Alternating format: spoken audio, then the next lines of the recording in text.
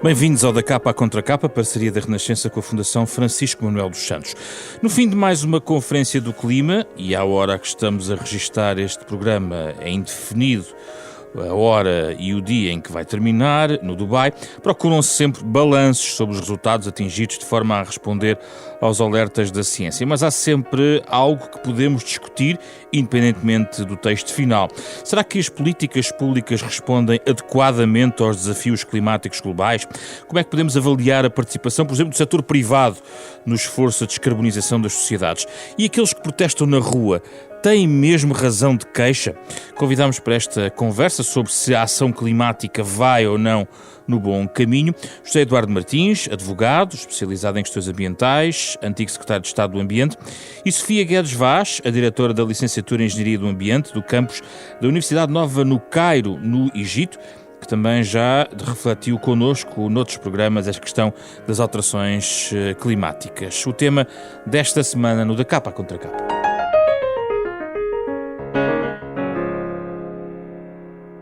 Bem-vindos, obrigado pela vossa disponibilidade. A Sofia está a entrar à distância de forma remota.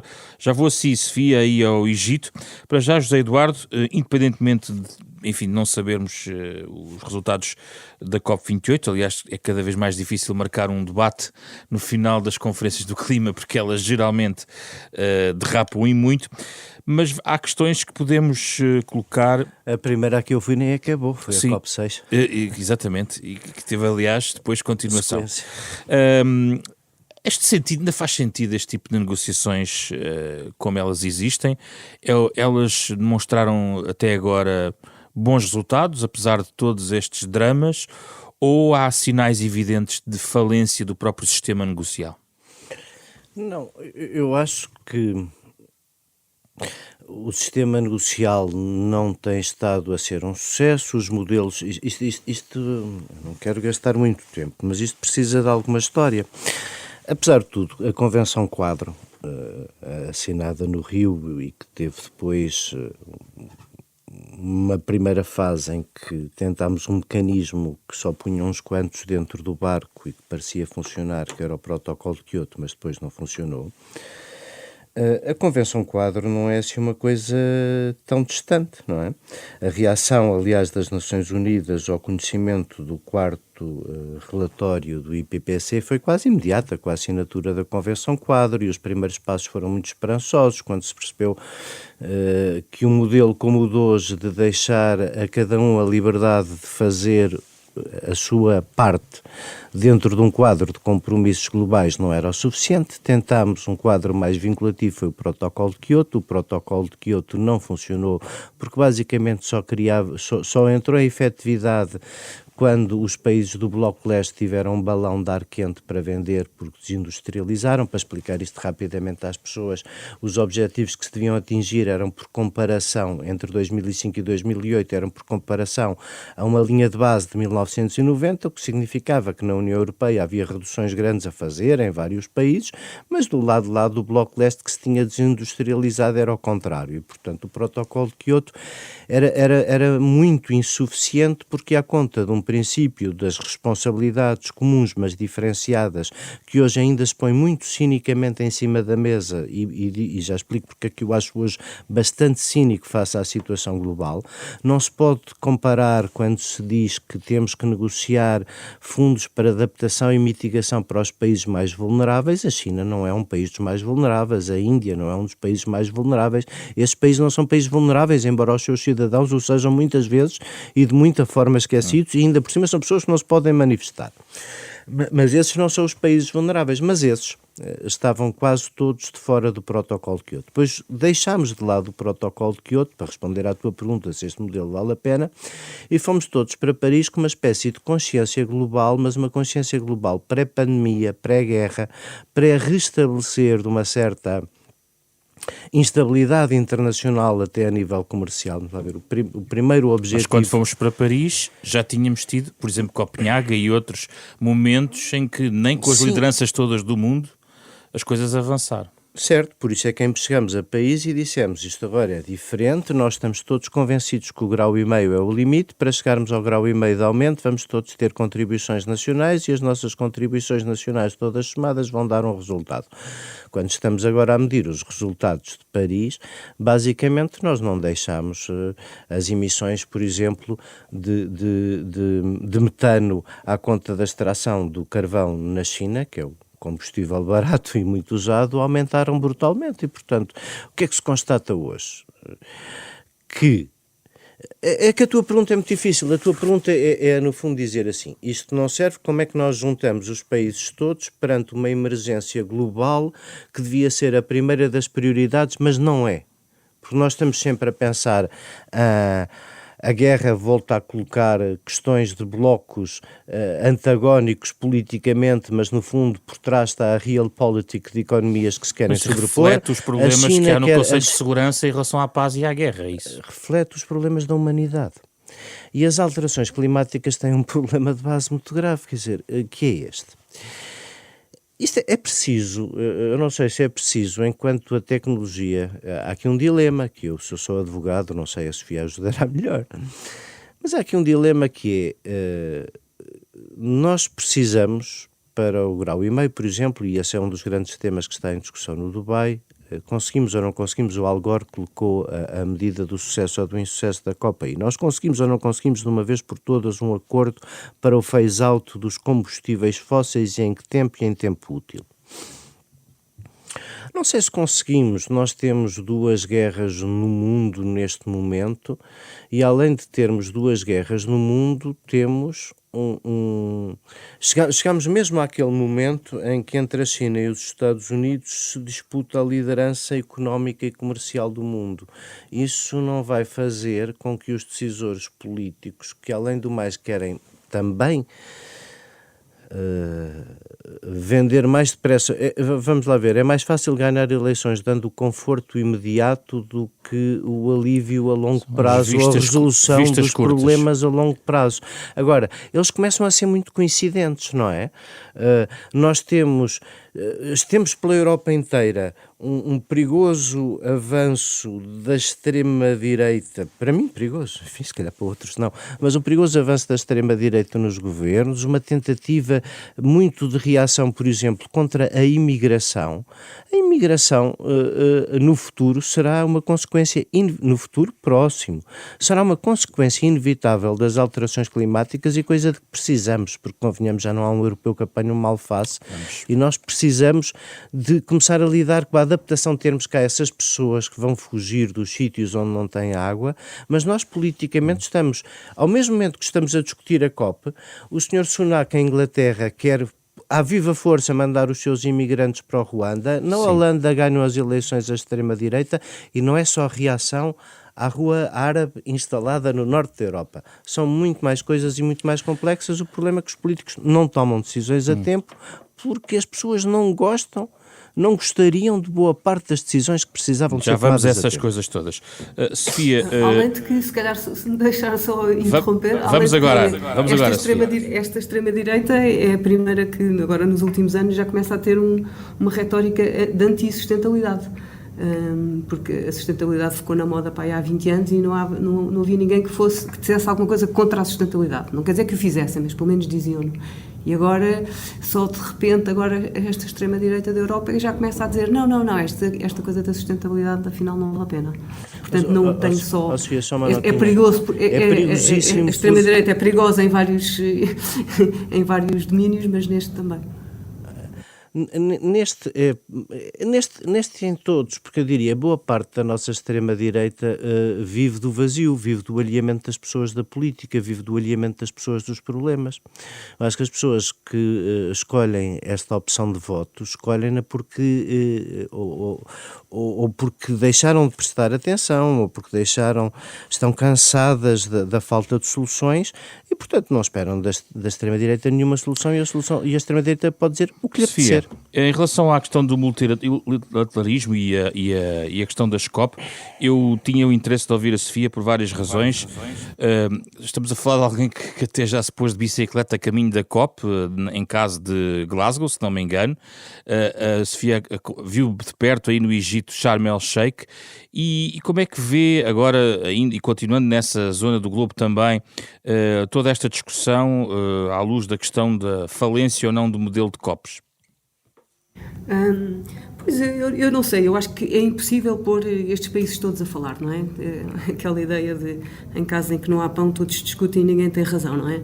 Quanto mais com os países todos do mundo, com agendas diferentes, com sistemas diferentes, com tudo diferente. E, portanto, pôr estes países todos a falar e em concordar em alguma coisa é impossível, basicamente é impossível. Mas o facto de ser impossível não quer dizer que não, como muitas vezes, às vezes digo aqui aos meus alunos, e que os engenheiros do ambiente não fazem diferença, não vamos resolver nenhum dos problemas, vamos contribuir para que os problemas não sejam tão maus. É isso que nos últimos 40 anos que eu trabalho em ambiente, é isso que nós fazemos, é que as coisas sejam menos más do que seriam se nós não existíssemos. E as COPs para mim também são isso, é menos mau com COP do que sem COP. Porque é ali uma plataforma onde muitas coisas se discutem. E às vezes discutem-se coisas muito importantes para além daquilo que se está a discutir do texto final das decisões. Há muitas coisas que acontecem com o setor privado, que é também aqui uma das suas perguntas. É isso mesmo. Nomeadamente com as ONGs, com o diálogo que se cria, com os networks que se criam. E isso portanto, avança eu acho que, mesmo. apesar de eu tenho aquela ideia que não há uma COP, há muitas COPs, não é? Aliás, são milhares de pessoas que estão ali, portanto, com certeza que isso é óbvio. E, portanto, acho que, apesar do modelo estar em falência, sim, acho que sim, e a realidade, o mundo vai mudando, não é? Nestes últimos 28 anos, 29 anos, a realidade vai mudando e parece que estamos sempre a discutir da mesma maneira, mas se calhar é como a democracia, não é? Não é bom, mas é o melhor que temos. Não sei. Mas eu acompanho pelo menos uma vez o por ano. Martins assim no seu negativismo das coisas, só que eu também acho que sou sempre ecodeprimida, mas isso não me impede de continuar sempre a acreditar que contribuo um bocadinho. E eu não, mas que as pessoas que se preocupam com o ambiente e com a sustentabilidade, e que a sustentabilidade continua a estar sempre na agenda política, mas que isto não tem saída, não tem. Vamos só tentar que isto seja menos mau. Claro, assim que eu vejo. eu também, mas é isso justamente que me faz mover, Sofia. É saber que desistir ainda é pior. Pelo menos uma vez por ano, no modelo da Convenção Quadro e das COPs, além de, como disse muito bem, acontecerem muitas coisas ao lado e aquela parte dos textos finais. Eu só quando era membro do governo, e mesmo assim por estar na União Europeia, é que acompanhei um bocadinho de perto o que era o resultado daqueles textos finais, porque normalmente são os Ministérios dos Negócios Estrangeiros, mais que os Ministérios do Ambiente, a coordenar esse trabalho e a coordenar os textos finais e a feitura dos textos finais o mais aguados possíveis. É consequência do sistema global das Nações Unidas. Agora, pelo menos que uma vez por ano,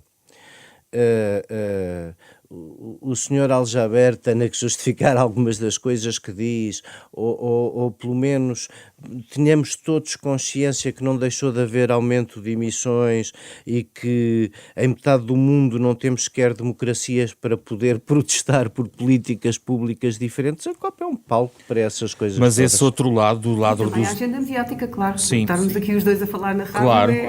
Ajuda, pelo menos a nós. Dos entendimentos laterais, isso aconteceu nas COPs nos últimos anos, sobretudo, não existia tanto no início, digamos assim. Estes entendimentos laterais, acordos financeiros, a questão dos compromissos para triplicar as renováveis e duplicar a eficiência energética. Faz-me sempre lembrar o livro do McEwan, não é? O Solar, não é? Isso. Começamos por ser céticos, depois passamos a convictos e acabamos em negociados. Bom, eu acho que estamos numa fase... O livro é muito bom, deviam ler. Quem não leu, devia ler. O Solar. Mas estamos numa fase melhor, eu diria. Vou dizer isto muito rapidamente. Estamos numa fase um bocadinho melhor. A União Europeia, apesar de tudo, apesar de representar pouco, apesar de terem dentro de si muitas tendências diferentes, vai, apesar de tudo, é um bocadinho como diz o Galeano da utopia, vai sempre tentando olhar para um metro mais à frente para ver se andamos mais um passo. Esta coisa das novas normas da EFRAG aprovadas para os relatórios de sustentabilidade das empresas cria um conjunto de empresas que estão ou atuam na Europa, apesar de tudo agora, uma dificuldade em fazer tanto greenwashing de boca, não é? Há relatórios de sustentabilidade lindíssimos, impressos em papel reciclado, coisas maravilhosas. Às vezes não é reciclado, é daquele brilhante. Pois, mas os que já têm os que já têm agência de comunicação já fazem em papel reciclado.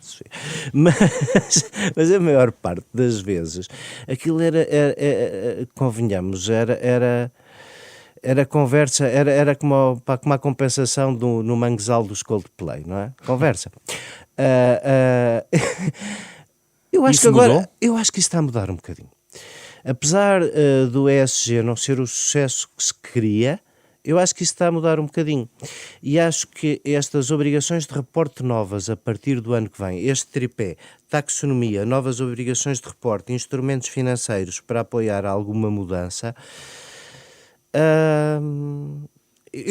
aí eu sinto uma relativa mudança, por outras palavras.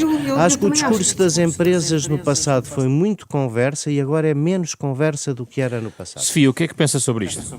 Pois, eu também, aliás, aqui no Egito, não é? Estamos aqui no Médio Oriente, em que o ambiente está na escala 0,0001 das prioridades. Todas as empresas que estão inscritas na Bolsa de Valores têm que fazer um relatório ESG. E mesmo que nesta fase aqui no Egito será essa pré-fase que o José Eduardo está a falar, que vai ser só aqui uma retórica bonita com um papel bonito, mas só o facto de pensarem nisso e ter que o fazerem, acho que vai ajudar no processo. Portanto, eu sou sempre assim positiva dos passos pequeninos, não é? Porque estamos sempre a ir em frente. Claro que queria fazer uma maratona e correr os 40 km, mas não vamos conseguir correr os 40 km, fazemos uma mini maratona ou uma meia maratona ou uma mini maratona, qualquer coisa assim, mas interessa é que vamos andando para a frente. Claro que não vamos com a velocidade que queríamos e isso é que também, se calhar...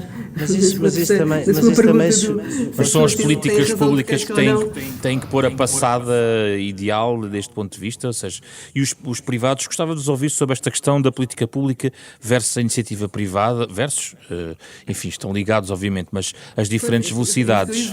Não é versus. Não é versus, eu sei que não é versus, mas é no fundo perceber como é que elas estão a articular isso, a política pública, porque eu ouço da vossa opinião, está mais orientada para que sejam enquadrados estes objetivos até no domínio privado, José Eduardo? Não sei, é muito complicado, porque, vamos ver, nós não temos alterações climáticas por acaso.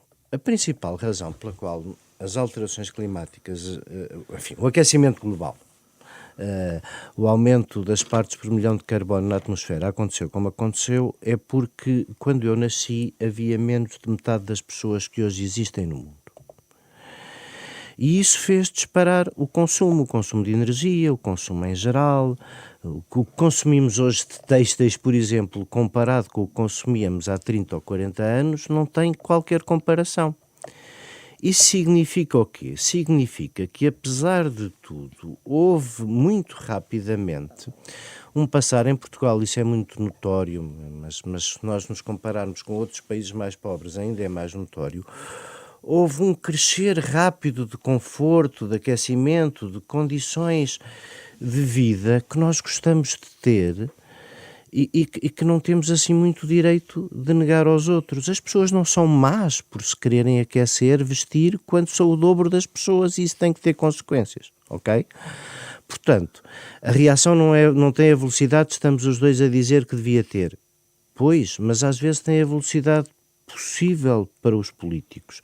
O que é que foi a primeira reação, mesmo na União Europeia, que é o bloco mais desenvolvido, entre escolher, falta uma palavra em português, atacar as emissões difusas ou emissões mais concentradas? Foi o Comércio Europeu de Licenças de Emissão. Foi pegar nos grandes emissores e indústrias e dizer: eu a vocês vou-vos conseguir fechar aqui no mercado, que ao princípio foi uma brincadeira, porque criámos liquidez em excesso na primeira fase, mas agora já não é uma brincadeira.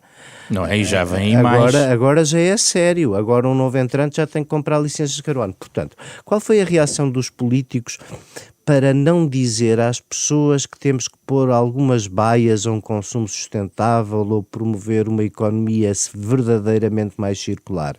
Foi ir atrás das grandes empresas privadas. Isso, eu acho, não é útil, mas não pode ser dissociado no resultado de termos de dizer a todos, em cada um, enquanto consumidor, que as nossas escolhas também importam. Isso não é uma estratégia política, ir atrás das grandes companhias, não é? Foi. O Comércio Europeu de Licenças de Emissão foi dizer assim: 40% das emissões na Europa estão nas instalações de combustão com estas características, vamos obrigar as instalações de combustão com estas características a não crescer de emissões, e já lidamos aqui com 40% de emissões. Estamos, porque repara, o que é que nós temos a sério de economia circular na Europa? Temos uns arremedos, mas poucas coisas ainda verdadeiramente a sério. Nós continuamos a produzir mais resíduos e a reciclagem não aumentou. Então temos uma arquitetura legislativa nesse sentido. Sim, pois, mas as coisas não estão lá. Há 4 ou 5 anos... A política de ambiente é isso, não é? É uma sucessão constante de novos conceitos que querem todos mais ou menos dizer a mesma coisa, são um bocadinho diferentes, mas desde... E, portanto, a economia circular é só mais uma... É a circularidade dos materiais, Sofia, mas nós, por exemplo, veja o caso cá. Nós ainda não implementámos o poluidor-pagador, que é uma política com 50 anos, a economia circular, que começou há 4 ou 5 anos, é claro que também... Não, e depois confundimos coisas. Veja o que está a acontecer por aqui agora. Nós, depois de termos tido uma primeira fase fantástica em relação à poluição sólida, em que substituímos as lixeiras todas por aterros, passados 20 anos, como ninguém se lembra das lixeiras, os aterros são um horror. E são. Deviam estar a ser substituídos paulatinamente por uma evolução de tratamento e pela dita economia circular. Fantástico. Somos um país que queremos evoluir na energia. Nós não temos ainda o único sítio onde o lixo indiferenciado, quando feito em pellets e seco, possa ser usado a não ser como lixo, outra vez com todas as burocracias de ser tratado como lixo. E, portanto, nós... Mas tem a ver também com enquadramentos burocráticos da própria estrutura, licenciamento. Tem a ver com várias coisas, mas sobretudo eu acho que tem a ver... Tem sempre a ver com várias coisas, isto é muito complexo. É tudo muito complexo, mas nós não avançamos verdadeiramente. Nós estamos 20 anos depois, com os aterros a acabarem. Gozámos com os italianos, que tinham que exportar os resíduos todos, e os austríacos ficavam todos contentes, em vez de comprarem gás, aqueciam-se no inverno com os resíduos dos italianos. Mas achávamos que os italianos eram uns atrasados porque não tinham infraestruturas, não é? Pois cá nós substituímos os aterros exatamente porque que eu não estou a ver. Os aterros estão a passar o seu período de vida.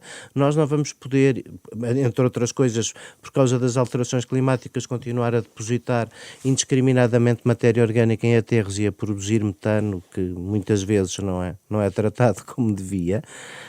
Mas, na verdade, não estamos a criar soluções para... O nome é sempre o mesmo, Sofia, e você saberá disso muito melhor que eu. É circular materiais para lhes dar novo uso. Isso, basicamente, aqui, enquanto houver interesse em vender novo, ninguém recicla o velho. Sofia, Diga. Eu queria perguntar-lhe, nesta perspectiva, ainda nos temas de COP, falou-se muito no início e quase não se fala agora no final, da questão da transferência de dinheiro para os países mais vulneráveis, a famosa questão das perdas e danos. Poderia ser um dos pontos positivos que se podia extrair eventualmente. Eu recordo que na cimeira onde esteve aí no Egito, este foi um dos temas centrais, Sofia. Sim, e logo nos primeiros dias desta COP conseguiu-se logo um considerável quantidade de dinheiro, mas nunca vai chegar para aquilo que é preciso. Mas isto também é uma discussão muito, já vou repetir como o José Eduardo, complexa e com muitos pontos, porque o dinheiro, pois, de onde é que vem o dinheiro e quem é que tem dinheiro para pagar, não é? E esta coisa dos países, normalmente estamos a falar nos países ocidentais como os países ricos, e hoje em dia já não é assim, não é? Hoje em dia os países ricos estão aqui até no Médio Oriente, não é? E esses depois não, ou também na Índia, e esses depois não contribuem em nada. Antes de ontem estava a ver aqui um artigo da Bloomberg que tinha as famílias mais ricas do mundo, que são 25 famílias, as 25 famílias mais ricas do mundo. E depois eu estava a vê-las todas, e nas 10 mais ricas do mundo, 5 delas são ligadas ao petróleo e ao petróleo. E famílias quer dizer que não é uma empresa que começa hoje e acaba daqui a bocado. É uma empresa que já existe há 4, 5 gerações. E 5 das maiores famílias do mundo estão ligadas ao petróleo. E outras à moda, como o Hermès, que acho que é o número 2. Para falar também dos têxteis e de andarmos todos vestidos de determinadas maneiras. Mas isto quer dizer que o dinheiro o dinheiro, hoje em dia, o dinheiro acho que não está tanto na Europa. Está aqui nestes Qatares e Arábias Sauditas. Onde não há essa preocupação. A Sofia há bocado falava dos 0,0001% de atenção. Aqui. Pois, e de facto, o facto desta COP ser ali no Dubai, do presidente da COP ser o presidente da... A próxima é no Azerbaijão. A sério? Eu ainda não ouvi ele dizer... No Azerbaijão? Sim. Ei, isso é muito bom. É muito bom, não é? Mas pronto, isso faz com que... Só para andar. Mas só o Zé Pedro e eu adoramos futebol. Sabe qual é o campeonato novo que nós vemos agora? Não. É o da Arábia Saudita. Pois, exato. Em 2 anos em 2 anos conhecemos 4 ou 5 equipas, uma data de jogadores, e somos fãs do campeonato da Arábia Saudita, onde aliás vai ser o próximo Mundial. E sim, o dinheiro para quem viaja. Eu tenho 50 anos, viajo há 30. A coisa que eu mais observei no mundo é essa mudança. Havia a teoria antiga, não é? De que verdadeiramente, mais do que o ataque a Pearl Harbor, claro que isso se tornava inevitável, mas que os Estados Unidos prolongaram a entrada, adiaram a sua entrada na Segunda Guerra Mundial, basicamente para transferir o peso da libra, do peso do mundo da libra esterlina para o dólar, não é? E hoje o peso do mundo está no Oriente, e o que mais mudou na minha vida é como o Oriente enriqueceu. Eu não estou a dizer que as pessoas no Oriente enriqueceram, estou a dizer que o Oriente enriqueceu. E de facto... Aliás, eles aqui estão a tentar fazer um acordo em que todo o comércio aqui nestes países deixe de ser em dólar e seja nas moedas locais. Exatamente. E a China será a primeira a incentivar a mudança de moeda, e essa é a principal preocupação de todos esses 3 blocos para os próximos anos. É de que lado vamos cativar a energia barata que precisamos para ganhar a guerra comercial. A preocupação não é que as pessoas do sítio onde não têm água vão vir para a nossa terra e com todo o direito, porque se não têm água têm todo o direito a mudar de sítio onde estão, não é? Mas essa não é a preocupação imediata. Mas estás otimista ou pessimista? Mas em relação a... Mas essa é uma questão interessante. Eu estou sempre pessimista. A mudança do mundo para o Oriente... Mas não olhem para mim, quer dizer, gostava de ouvir a tua opinião, porque a mudança do mundo para o Oriente para ti não é necessariamente incompatível com esse objetivo de sustentabilidade e de ação climática, quer dizer... pode ser feito com menos salvaguardas do ponto de vista de patentes. Estes países não são democráticos. Não são democráticos, para começar. E mesmo no que é democrático, como é que se respira em Nova Delhi? Só a democracia garante a ação climática? Não necessariamente. Vamos lá ver. A brutalidade de uma ditadura, se fosse nesse caminho e se tivesse à vontade, podia fazer isso, mas explica-me lá. Porque é que uma ditadura que quer a supremacia comercial há de preocupar-se mais do que consigo própria com um problema global? A história do plástico é uma boa história, não é? Em 2000, da falsidade de tudo isto. Em 2018 as pessoas veem agora estas ilhas de plástico no Índico e nos mares do sul da China. Porquê que estas ilhas de plástico aumentaram muito no mar? Porque até 2018 a OCDE enganava-se e exportava 70% do plástico que produzia e dizia que reciclava para a China. E na China o que ele tinha, na melhor das sortes, era valorização energética. Não se minerava carvão, queimava-se plástico. Até que o ar começou a ficar irrespirável na China. E a China decidiu, National Sword, como se chama a decisão do Comitê Central, que a partir do dia 1 de janeiro de 2018 não ficava com mais plástico manhoso que nós mandávamos para lá para fazer de conta que reciclava e queimava. O plástico começou a ir todo para a Tailândia e para a Malásia naqueles horrores, que aparecem sempre uns negociantes sem escrúpulos de unidades que não podem ficar com aquilo, a achar que todo o lixo é útil. De repente temos montanhas de plástico no meio da rua, mas a China, esse é o ponto, decidiu de um dia para o outro: eu não aceito mais o plástico do Ocidente, e o plástico do Ocidente ficou no mar. Qual é o ponto em que o conforto dos cidadãos que essas ditaduras têm que proteger fica também tão seriamente afetado que eles fazem alguma coisa? Eu suponho que será tarde demais. Precisam de uma tragédia? Suponho que será tarde demais. Mas tu queres maior tragédia do que ir a Nova Delhi e tentar respirar agora, nesta altura? Eu acho que isso já é uma tragédia monumental. Em Delhi estão quantos milhões de pessoas moram hoje em Delhi? 14, 15, 16? Como é que se respira no Cairo? No Cairo é desgraça, não é? São 20 milhões. Não só é toda a poluição de todo este parque automóvel velhíssimo que existe no Cairo, como eles também nem aterros têm, não é? Portanto, queimam o lixo ali, claro, sem nada. E depois é as poeiras do deserto, não é? Que aí em Portugal, quando aparecem as poeiras do deserto, é uma coisa especial. Aqui não, aqui sempre que há vento estamos a ser invadidos de poeiras do deserto. Portanto, em termos de poluição do ar aqui nestes países. Sem grande preocupação da sociedade sobre isso? Não, é normal. Têm fome. Pois, têm outras preocupações. Tem outras preocupações. Pois. E vamos lá ver, e mesmo na China, quando começa a haver uma classe média, tu não te lembras quando nós começámos a ter o primeiro chasse para ir namorar? Adorávamos ir passear à noite. Repara, há rapazes chineses com 20 e tal anos que têm a possibilidade de ter o primeiro chasse na vida para passear com a namorada. Isso é uma coisa humana e natural. A preocupação dele não é as alterações climáticas, Sofia, é ter um carro. Nesta medida, o que os cidadãos fazem nas sociedades democráticas exigindo políticas climáticas faz cada vez mais sentido, ou acabam por contestar as posições onde há democracias que os podem eventualmente ouvir e onde as políticas estão mais avançadas do que nesta metade do mundo que estamos aqui a falar? Isto é um processo.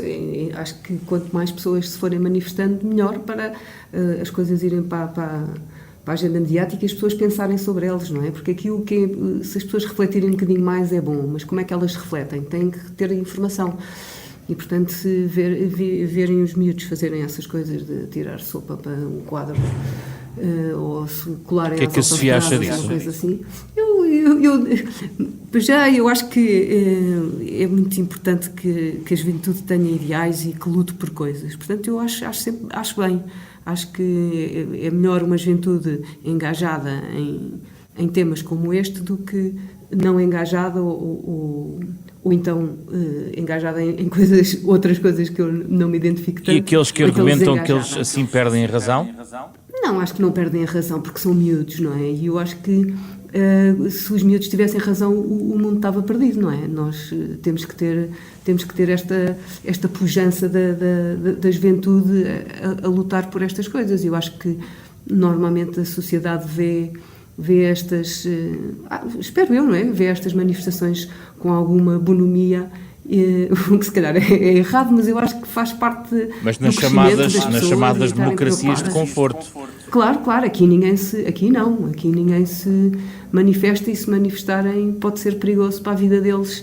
Na China não se manifestam há 20 anos. Claro, não se manifestam, e cada vez que se manifestam ou são presos ou têm o futuro comprometido. E, portanto, ainda bem que nós vivemos em sítios onde as pessoas... Ainda bem que nós vivemos em sítios... Claro que sim. Ainda bem que aí podem... É mais saudável poderem... Sofia, eu só tenho um receio, que é o receio do que aconteceu com os Gilets jaunes em França.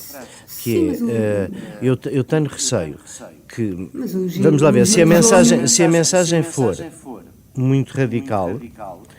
nós alienamos boa parte dos moderados que são essenciais à definição. Eu tenho 3 filhos. Não sei se alienamos, se forem verdadeiramente moderados, porque o Gilles Jaune aquilo tem várias leituras, não é? No fundo, as pessoas dizem, nos países as pessoas manifestam-se para acabar ou para as pessoas para haver menos consumo de gasolina e em França eles nós temos uma perspectiva muito urbana que mas o problema é que foi que para mim, pelo menos a causa dos Gilets jaunes, apesar de os coletes amarelos, já agora que estamos... Os coletes amarelos, pois é isso.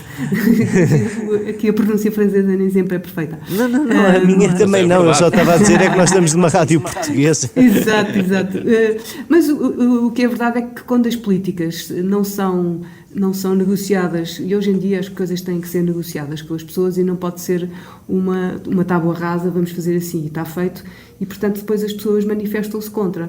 Portanto, eu dou ali um bocadinho de razão aos... Eduardo, dás razão à forma como os protestos climáticos são feitos na Europa do conforto? Eu adoro aqueles 6 miúdos que puseram ação no Tribunal Europeu. Mas isso não é o mesmo tipo de protestos, é diferente. Mas repara, eu não tenho, eu se calhar por ser mais velho e resingão não tenho, não olho, vamos lá ver, não olho com a mesma paciência, desculpem a franqueza, para coisas que depois fazem com que a minha mãe diga ou os meus colegas advogados no escritório a dizer, não tenho visto essa bonomia em relação a essa reação, sobretudo em relação às reações extremadas de atacar a arte ou de... E sobretudo, ultimamente, acho ultimamente que os ativistas, por cá vejo-os trocar de causa fim de semana sim, fim de semana não. Desculpe, tenho que dizer isto também assim. São quase sempre os mesmos. Não, mas a contaminação da situação em Gaza com as alterações climáticas, sim, é isso? Por exemplo, tu numa semana gritas from the river to the sea e na outra fim imediato aos combustíveis fósseis. E depois as duas coisas parecem-te impossíveis e não há moderado que leve as duas coisas a sério. Faz mais sentido a ação no tribunal, como foi desenvolvida por aqueles jovens, do que atirar uma lata para um quadro? Mas não há um meio caminho. Não há manifestações pela inteligência, pela obrigação de mudarmos de atitude, de consumo, há tanta coisa inteligente para fazer. Eu acabei de com a Get to See, no outro dia, no escritório, enfim, não é um escritório vetusto, porque eu gosto de achar que é um escritório moderno, mas naqueles 100 lugares da Abreu Advogados estavam miúdos de todos os liceus do país, todos com ideias diferentes de como mudar, pôr painéis fotovoltaicos, mudar o consumo de água. Já há imensas coisas para intervir e para fazer o exemplo junto da comunidade e para puxar pelos mais velhos que não passam necessariamente por interromper a segunda circular. Não passam necessariamente por interromper a circular e deixar as pessoas doidas de nervos quando têm que ir trabalhar, porque isso cria uma espécie de guerra. Parece que há umas pessoas que estão a favor e outras contra as alterações climáticas. Vamos ouvir a Sofia agora. Pois, eu não sei, né? E também não tenho estado em Portugal nestas alturas, só tenho visto estas coisas das notícias, também de atirarem latas de tinta ao ministro e esse tipo de coisas. Eu vejo isto com bonomia, eu concordo com o José Eduardo, há maneiras mais e menos inteligentes dos miúdos se manifestarem. Mas o que eu acho importante é que se manifestem. E depois, as pessoas que atacam muito são pessoas que logo à partida também nunca iriam ter uma atitude assim mais aberta aos problemas do ambiente. Não estão a deixar isto tudo na mão dos miúdos, que os miúdos façam essa contestação? Pois, as pessoas gostam de dizer mal, não é? E é mas vocês ninguém pode falar contra a sustentabilidade. Agora há uns miúdos que fazem uma coisa e a pessoa já pode dizer sim, esses são exagerados e afinal não precisamos tanta sustentabilidade. Portanto, isso está lá de qualquer maneira, não é para os miúdos fazerem isso ou não que essas pessoas agora ficam... E há uma coisa que vocês dois têm razão. Vocês não conseguem identificar, para não sairmos daqui, um líder partidário ou 3 ou 4 políticos de ponta em Portugal que tenham este tema como primeiro tema. Mas nunca, políticos da primeira linha. tivemos. Digam lá políticos da primeira linha que tenham estes temas como É um tema não falado nas agendas políticas na primeira linha em Portugal. Mas em todos. Mas eu esperava que houvesse mais que a juventude, mais... como é que isto ainda não é um... Tiveste uma discussão sobre o IUC, por exemplo, como é em que isto Portugal. É ridícula? Como é que isto é ridículo e pelos maus motivos? Como é que isto ainda não é um tema sério da agenda política? Isto é só o negócio da energia na agenda política, não é verdadeiramente a transição climática, é o negócio da energia. Porque não pesa nos bolsos dos contribuintes pagando portagens para determinadas localizações. Boa parte das coisas que são precisas fazer, há uma espécie de conluio para a inação das pequenas coisas, porque é difícil, porque é mais fácil prometer leite e mel do que dizer vamos ter que nos ajudar uns aos outros para fazer as coisas de uma maneira diferente. Estão a adiar o problema em Portugal. E o pronto a vestir não é para comprar 200 camisas por ano, quando antes Estão a adiar o problema em Portugal, José Eduardo? Estamos a adiar o problema em todo o lado. Não? Estamos a sim, em todo o lado. Em Portugal, só Portugal se estivesse a adiar o problema, o planeta estava salvo.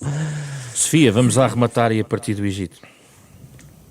Sobre este tema, sobre o facto das populações eventualmente, se forem confrontadas com um aumento, se calhar, ou com aumentos na sua carteira, a um nível das despesas que não estavam propriamente à espera em nome de uma emergência ainda mais de urgência, passa a expressão, se calhar as coisas podem mudar ou não. Sim, claro, eu acho que as pessoas só são a favor da sustentabilidade quando isso não lhes afeta muito a sua vida. Assim que passa a afetar um bocadinho, já são mais contra. Tenho assim, a minha grande frustração na questão dos plásticos, não é? Que nós andamos 30 anos a dizer para as pessoas não usarem sacos de plástico e depois têm que pagar 2 cêntimos por um saco de plástico e num ano deixaram de usar sacos de plástico, portanto, e estamos a falar de 2 cêntimos, não é? Portanto, 2 cêntimos funcionam melhor do que 20 anos ou 30 anos de retórica sobre a não utilização de plásticos. Portanto, eu acho que as pessoas, de facto, são eu estou-me a rir, porque estou-me a lembrar de uma reunião há muito tempo em que o Pacheco Pereira, depois de já reformado, dizia... reformado da sua formação política inicial, dizia, sabem, educa-se mais o povo pela verba do que pelo verbo. Pois, olha, é isso mesmo. E, portanto, agora, como estamos só com o verbo e não com a verba, acho que... Mas como o José Eduardo estava a falar dos políticos da extrema-direita, que, de facto, agora já começam a ter o discurso anti-ambiental. Mas é um discurso nihilista em geral. Sim, o discurso é sempre vazio, não é? Mas o que interessa é que vai tentar, não é? Como o discurso português é contra os ciganos, por exemplo, não é? Que é indiferente. A quantidade de ciganos que existe em Portugal não justifica o ódio que o partido. E, portanto, é a mesma coisa. Mas o que é que acontece? Acontece que vai tocar num ponto que é sensível para as pessoas, mesmo que elas não saibam que não há assim um grande perigo das migrações em Portugal. Mas como aquilo é um ponto que lhes toca, eles fazem disso o seu discurso. Quando os partidos de extrema-direita começam a pensar que é um ponto que bate às pessoas dizerem não, esses são os exagerados e assim não podemos crescer, ou assim não podemos fazer qualquer coisa, o facto deles já estarem a incorporar isto no discurso, para mim, é uma manifestação de que o povo já está farto da retórica da sustentabilidade. E é isso que é grave, é que já estão as próprias pessoas, não é, no geral, isso já bate o suficiente para as pessoas, se calhar, até votarem nesses partidos. Agora, finalmente, há uns que não têm a mania da sustentabilidade. Seria um mundo negro, aquele em que as democracias liberais se deixavam tomar pela extrema-direita, as ditaduras do petróleo continuavam como estão e as ditaduras energívoras do Oriente se aliavam com as ditaduras do petróleo. Mas vamos esperar Estamos numa época de paz e amor. Um quadro, Vamos esperar. José Eduardo é o rei do negativismo. Não. Sabem uma coisa? Eu preciso destas coisas para agir, porque senão... Exato, para agir. Imaginem que isto acontece. E agora imaginem como têm que lutar pelos vossos filhos, não é? É curioso, as copas são sempre antes do Natal, José Eduardo Sempre Martins. antes do Natal. Muito obrigado pela vossa presença, José Eduardo Martins. Acabam mais ou menos como a época do Sport. Sofia Guedes Vaz são os convidados deste Da Capa à Contra Capa, onde falamos sobre a ação climática, se vai ou não no bom caminho. Algumas pistas ficaram aqui para quem quiser escutar.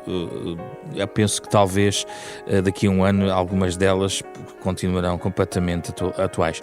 Este é um programa da Renascença em parceria com a Fundação Francisco Manuel dos Santos, com o genérico original do pianista Mário Lajinha. O programa está na sua versão integral em podcast, nas plataformas digitais habituais. Esta semana com Rui Glória, André Peralta, Ana Marta Domingos e José Pedro Frazão. Na próxima semana, ainda mais um tema antes de fecharmos o ano de 2023.